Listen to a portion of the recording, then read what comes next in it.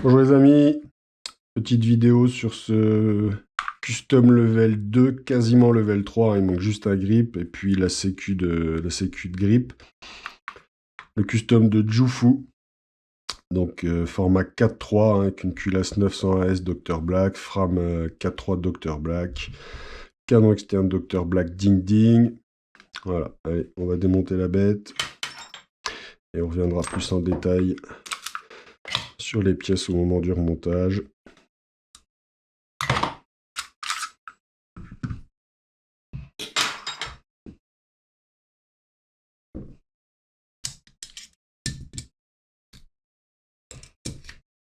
Voilà, donc je m'excuse par avance si je tousse un petit peu.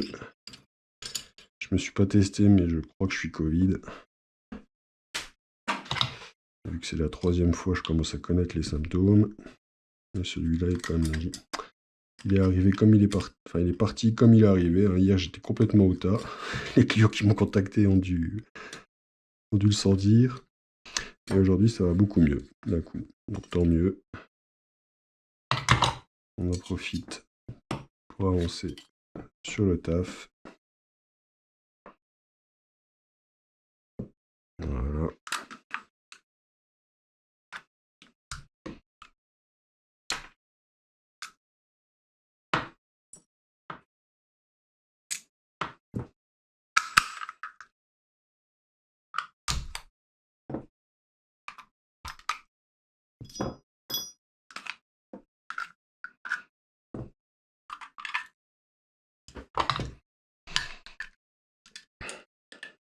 Alors, il m'a un petit peu fait galérer ce custom, hein, vous comprendrez. Enfin, je sais pas si vous comprendrez pourquoi. Moi, je comprends pas non plus. Un problème de cote sur des pièces, je pense. Je vous expliquerai ça quand on en arrivera à ce moment-là. Donc ça, voilà, c'est pour les gens qui pensent que utiliser des pièces full custom, comme on dit, complètement upgrade, ça facilite les choses. Bah, pas du tout. J'avais d'ailleurs jamais eu ce problème jusque maintenant, hein, avec les pièces Dr Black notamment.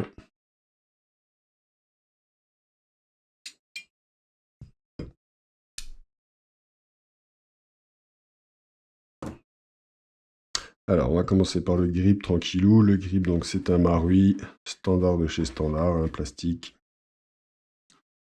Alors, ça, c'est un custom qui le client Majufu m'a acheté toutes les pièces chez moi. Il a monté son custom chez lui et là, il me l'envoie en fait pour réglage un petit peu plus peaufin, on va dire.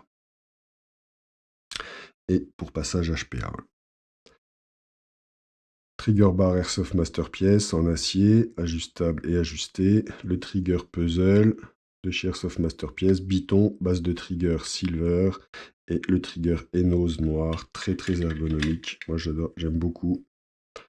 L'éjecteur de chargeur, c'est un Marui.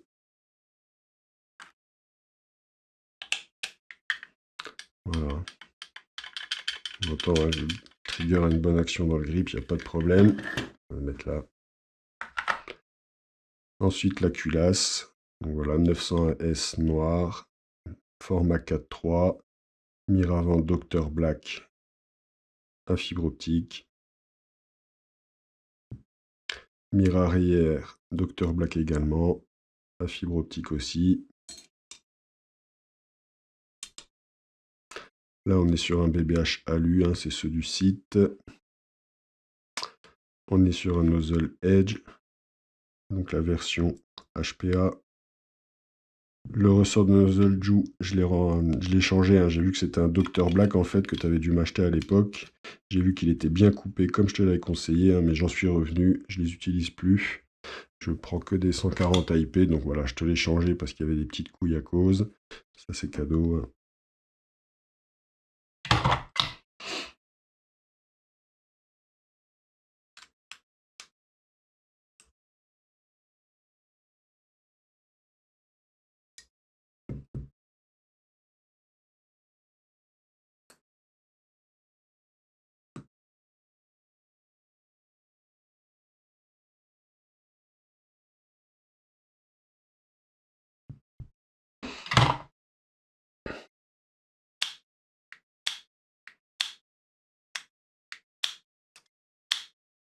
Voilà, bonne action du nozzle, rien à dire. Là, je l'ai réglé pour de la 0,30. J'ai vu que le hop-up levait encore un tout petit peu. Je vais le baisser un chouille.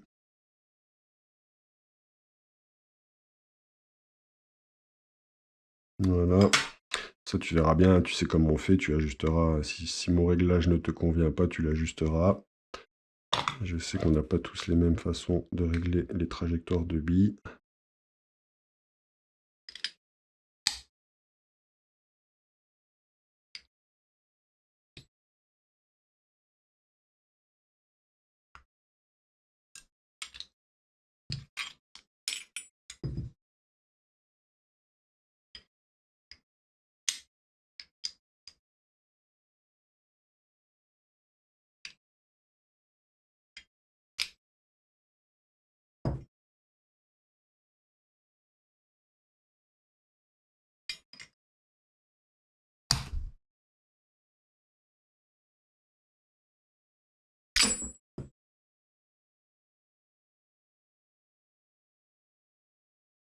C'est bizarre qu'il force un petit peu comme ça pour rentrer le bloc hop-up. Voilà, là, il force pas du tout. D'accord, ok. Je vais juste revoir un petit peu cet ajustement-là.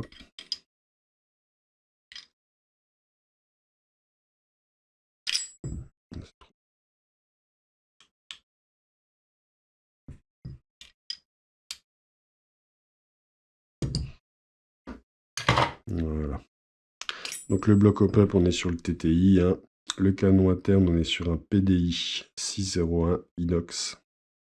J'ai changé ton joint hop-up parce qu'on était un petit peu trop fort en puissance.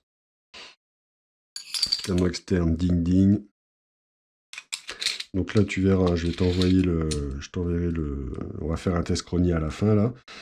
Et vu que la vidéo sera pas traitée avant ce soir, moi je te referai une vidéo du chronie. On était à 0,998, 1,005, 0,997, 1,007.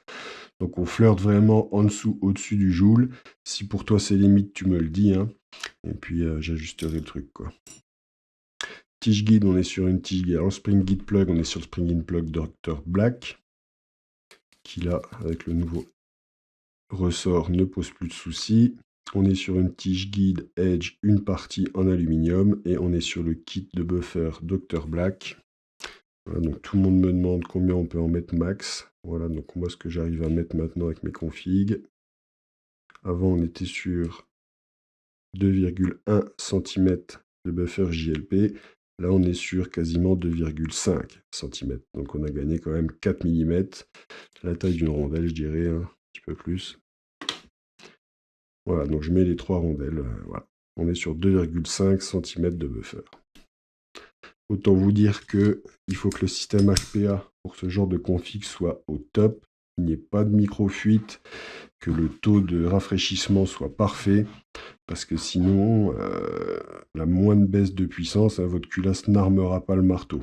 Donc si c'était le cas, il vous suffit d'enlever une rondelle ici, vous vous retrouvez sur la config équivalent au JLP que je faisais avant, 2,1 cm, ça va déjà très très vite, très vite. Pardon. Et vous n'aurez plus de soucis. La frame Dr Black, donc en silver, frame Advance, 4,3 pouces, avec le CG du Dr Black, le rail tactique intégré. Le marteau, il a été changé également. On est sur un QB Infinity Silver, avec une très bonne action. Hein. Le système de percussion, il était déjà dedans. On est sur du full coco.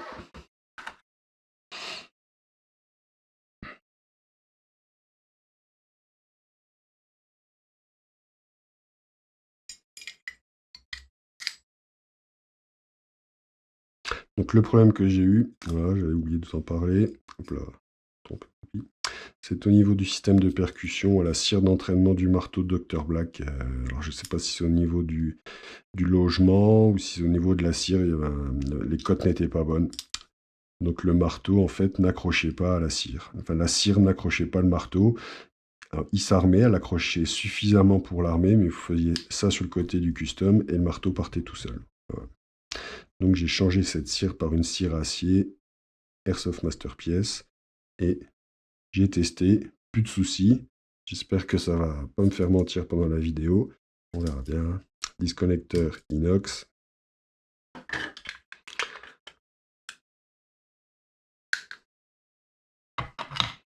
Les vis de grippe, ce sont des Marui.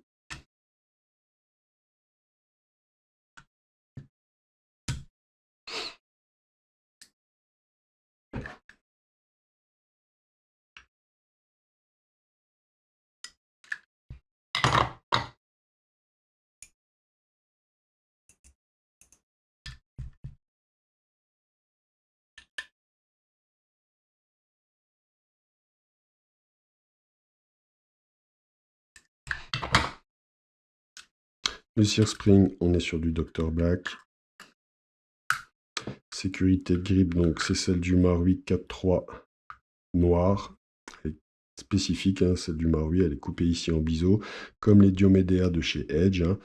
On est sur un ressort de marteau ajustable et ajusté. Magwell Giga Silver.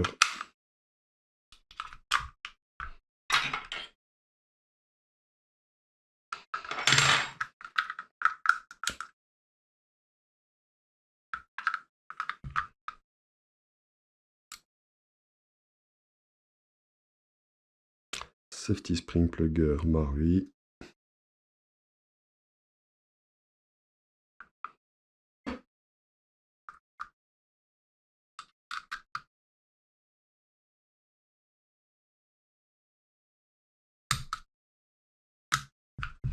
Et la sécurité de pouce, donc tu m'avais demandé de la changer aussi, hein, c'est une Silver Albatros de chez Edge, hein, très très jolie. Le Silver en plus là pour le coup, il va très très bien avec le Silver de la Fram. C'est vraiment la même couleur d'anodisation, hein, alors que c'est deux marques différentes. Donc ça c'est quand même plutôt pas mal. On va lui mettre un petit peu d'huile. Donc je rappelle, hein, pour tout ce qui est partie métallique. Ouais.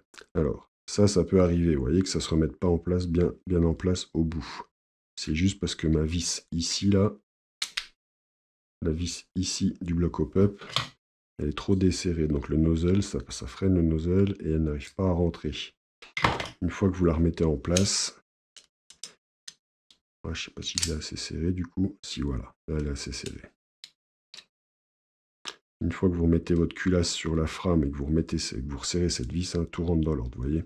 Donc je reviens sur l'huile pour les parties métalliques, donc ressort là de la culasse, les rails de la frame, on est sur de l'huile Soloniac de chez Decathlon, ça fait très très très bien le taf, vous la trouvez au rayon chasse, c'est pas cher, c'est moins cher que toutes les huiles, que beaucoup d'huiles vous trouvez sur les sites d'Airsoft. Et surtout, pas de graisse. Voilà, la graisse, ça fait ventouse, ça va vraiment ralentir le cycle de votre culasse. Ça, je vous parle même pas en fait de l'effet aussi ventouse, enfin, ramasse poussière de la graisse. Hein. Après, ça vous fait des gros pâtés tout noirs, tout dégueux. La graisse, c'est à proscrire.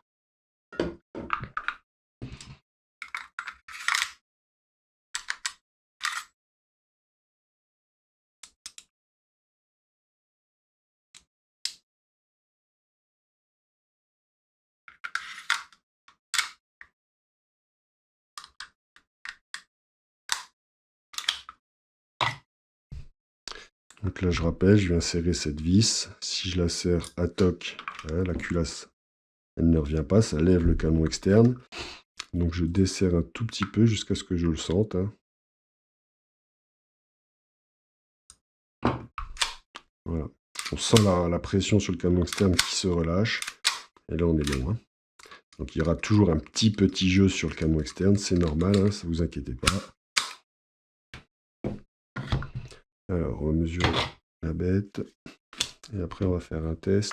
Chronie et de bon fonctionnement. Voir si ça tourne.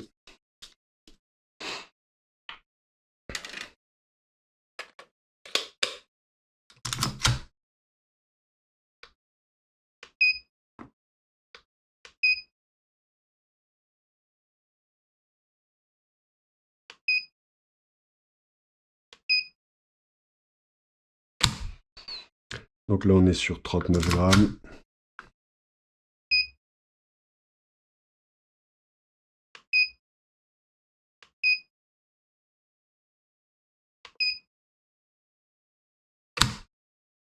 Là, on est sur 31 grammes.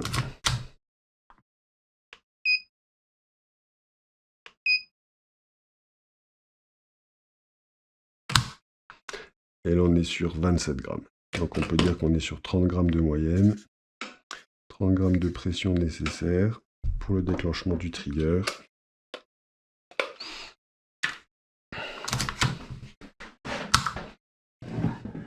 On va mesurer la course.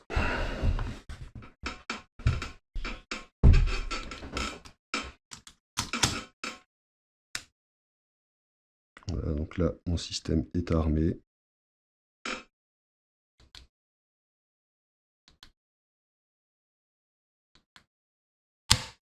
Et je suis sur 0,78, 0,80. Allez, on va dire 0,8.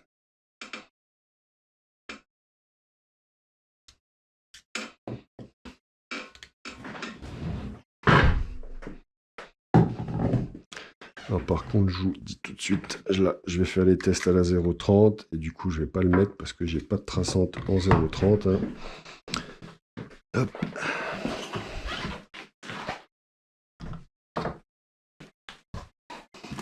Je suis à 110 PSI avec mon régulateur pour l'Arstar. On va voir s'il n'y a pas de surprise.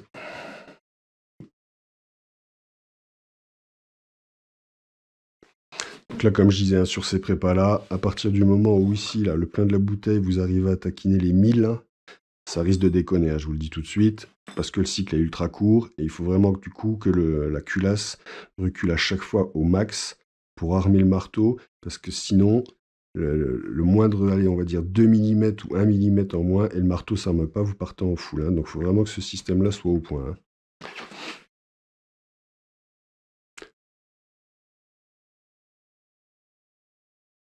Donc le chrony est préparé pour la 0,30.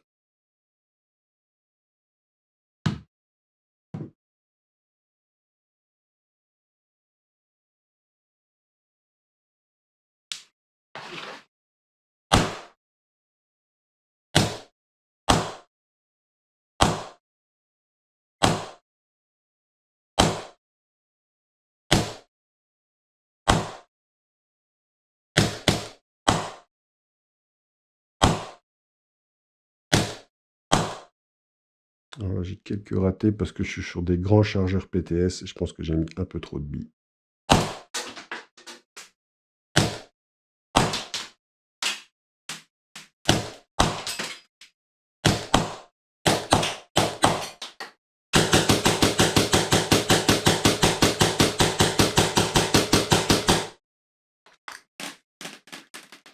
Il y a des feeds.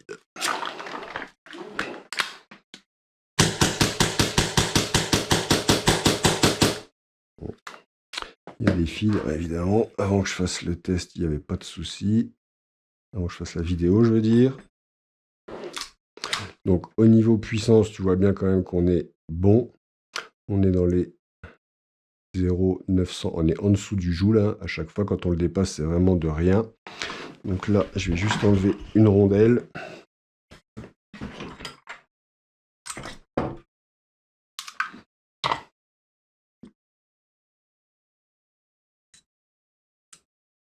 Je sais pas pourquoi il y a des problèmes là.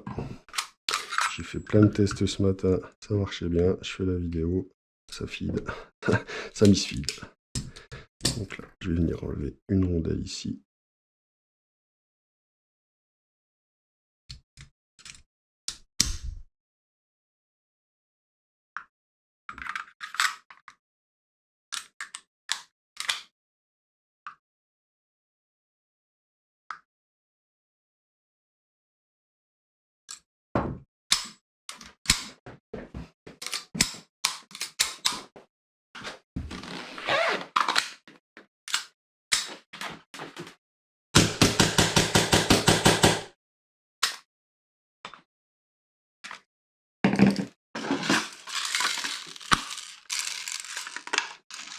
Désolé.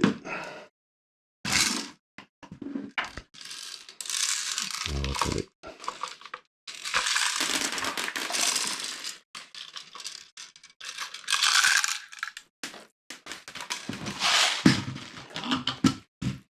Les aléas du direct. Putain, pourtant, j'en ai fait des tests ce matin avec celui-là. Il n'y avait aucun souci.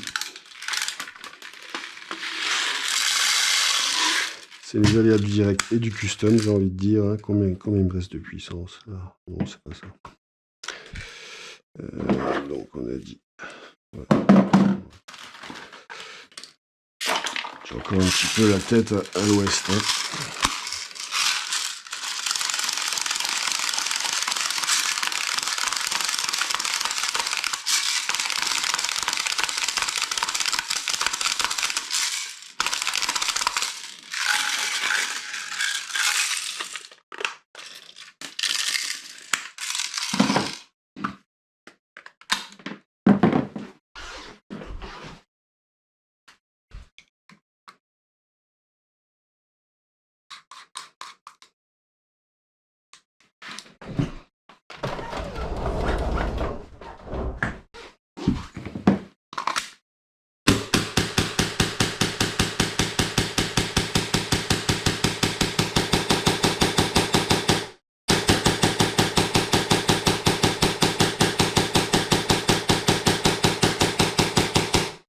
Voilà. Hein.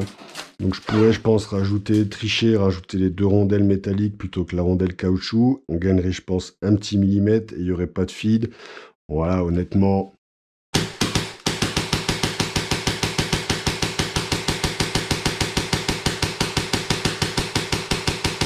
Ça va super vite. Hein. Le trigger est super léger. Ça sert à rien d'aller chercher, essayer de... Voilà, les extrêmes, c'est jamais bon. J'ai voulu tester. Alors, sur des capas que j'ai préparés, ça passe. Maintenant, ça dépend toujours des cotes, des cotes du marteau, du cire d'entraînement. Voilà.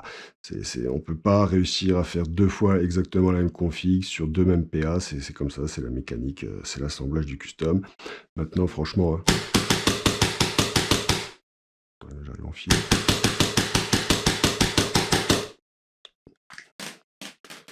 J'arrive à la fin du chargeur. Ça commence à déconner. Mais sinon, il n'y a pas de problème. Le custom, il est prêt, Joe. Ça tourne très très bien. Donc, je vais pouvoir te poster ça.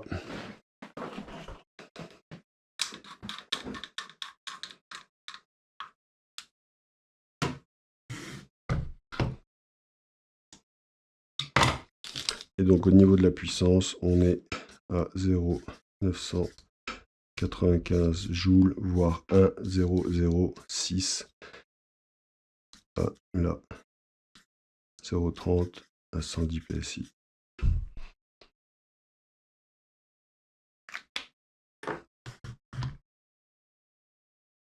Voilà les amis, merci d'avoir suivi la vidéo. N'hésitez pas à vous abonner, à faire passer le mot.